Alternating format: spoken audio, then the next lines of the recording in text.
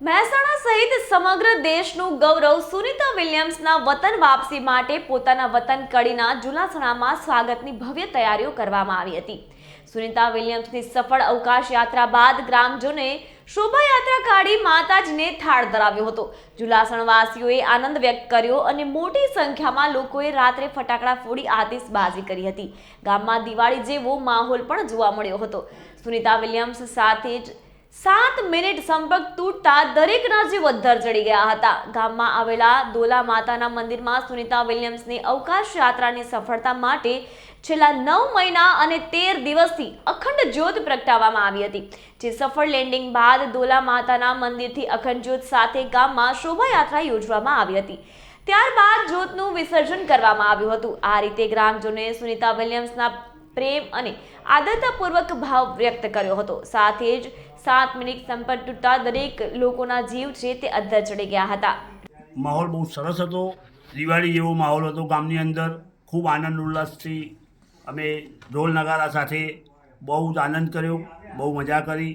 અમને એમ થઈ ગયું કે સરસ બેન એમ કેમ પૃથ્વી પર પરત આવી ગયા। બહુ જ આનંદની વાત થઈ। કેવી કેવી તૈયારીઓ કરી હતી ગામના લોકોએ? તૈયારીઓ તો ગામની અંદર સ્કૂલના બાળકો તથા નાના મોટા ગામના અબાલ વૃદ્ધ સૌ એક જૂથ થઈ હાઈસ્કૂલની અંદરથી એક સરઘસ રૂપી અમે ઢોલ નગારા સાથે સરઘસ કાઢી અને માતાજીના મંદિરે ગયા। ત્યાં અખંડ જ્યોત ચાલુ હતી માતાજીની 9 મહિના અને 13 દિવસથી। તે જ્યોતના અમે બધાએ દર્શન કર્યા અને જ્યોતને પ્રસાદ સુખડીનો ધરાવી અને જ્યોતે વિસર્જન કર્યું। બાળકોને પેડા ચોકલેટો બધું વેચ્યું અને ખૂબ આનંદથી એકબીજા ઉપર ગુલાલ ઉડાડી અને જાણે હોળી દિવાળી હોય એવો ખૂબ આનંદથી અમે માહોલ કર્યો અને મજા આવી ગઈ। જ્યારે જ્યોતની પ્રગટાવવામાં આવી એ કયા સમયે પ્રગટાવવામાં આવી હતી? જ્યારે બેન 7 દિવસ માટે અંતરિક્ષમાં ગયા અને પછી અહીંયા સમાચાર એવા મળ્યા કે ભાઈ યાનમાં કંઈક ખામી સર્જાઈ છે અને પૃથ્વી પર પરત આવી શકે તેવું નથી, ખૂબ તકલીફ છે।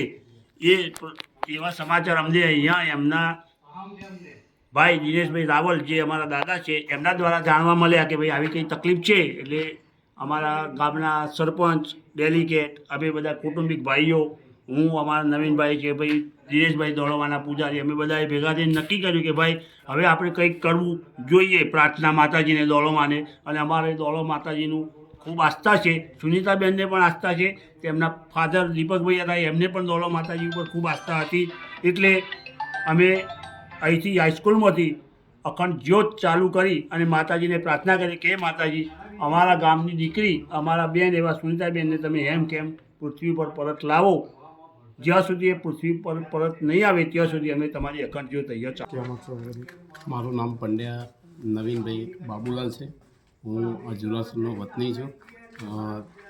તેમજ સુનિતાબેન અમારી બાજુમાં જ એમનું મકાન આવેલું છે અને ત્યારથી લગભગ 70 વર્ષથી અમારી સાથે તેઓ એક કૌટુંબિક રીતે સંકળાયેલા છે। એટલે અમે સુનિતાબેનને અમારી બેન, સગી બેન હોય એ રીતે અમે કહીએ છીએ। કેવા કેવા કાર્યક્રમો આજના દિવસે યોજાયા? જે વખતે સુનિતાબેન ત્રીજી વખત અંતરિક્ષમાં ગયા તો એક વીક એટલે 7 દિવસ માટે તેઓ અંતરિક્ષમાં ગયેલા અને 7 દિવસ પૂરા થયા ત્યારબાદ અમને એવા મેસેજ મળ્યા કે સુનિતાબેનનું યાન કોઈ ખરાબીના કારણે ત્યાં અટવાઈ ગયું છે, તો તેઓ આવી શકે એવી કોઈ શક્યતા છે નહીં। અનેક મુશ્કેલીઓ આ યાનમાં હતી। એટલે અમે બધા સૌ ગામમાંથી ભેગા મળી અને દોલો માતાને પ્રાર્થના કરી કે માં સુનિતાબેન એમ કેમ આ પૃથ્વી ઉપર પરત ફરશે ત્યાં સુધી અમે તમારા એક અખંડ જ્યોત એટલે કે દીવો તમારી આગળ અમે પ્રજ્વલિત કરીશું અને જેવો આવશે ત્યારે અમે ખૂબ જ ઉલ્લાસથી અમે આ જ્યોતને વિલીન કરીશું। કે અહીંયા બાળકોથી લઈને શિક્ષકોને બધાએ કેવી તૈયારીઓ કરી હતી? કેવા કેવા કાર્યક્રમો આપ્યા હતા? સુનિતાબેન 7 દિવસ માટે ગયેલા અને 9 મહિના અને 13 દિવસ બાદ તેઓ આ ધરતી ઉપર પરત ફર્યા છે। ત્યારે જેમ કે કોઈ બાળકનો જન્મ 9 મહિનાની અંદર થાય તો એવો અનુભવ અમે કરીએ છીએ કે 9 મહિના અને 13 દિવસે ફરીવાર આ સુનિતાબેનનો જન્મ લઈ અને બીજી વખત તેઓ ધરતી ઉપર આવી ગયા છે. સુનીતાબેન કેટલી વખત આ ગામની મુલાકાત લીધી છે અને એમના તરફથી ગામની અંદર કોઈ સહયોગ ખરો? શરૂઆતમાં એઓ આવેલા એ વખતે એમની 5 થી 7 વર્ષની ઉંમર હતી અને અમે પણ નાના જ હતા. તે વખતે એઓ એમની ફેમિલી સાથે અહીંયા આવેલા. દીપકભાઈ પંડ્યા, એમના પપ્પા, બોનીબેન, એમના મમ્મી સુનીતાબેન અને એમની બેન બીનાબેન અને એમનો એક નાનો ભાઈ છે જય. તો આ બધા એઓ અહીંયા ઝુલાસણ આવેલા અને પહેલી વખત જ આવેલા અને એ વખતે એમને ઊંટ ઉપર બેસાડી અને આ ગામની અંદર અમે એક નગર ચર્ચા આખું ગામ એમને બતાવેલું.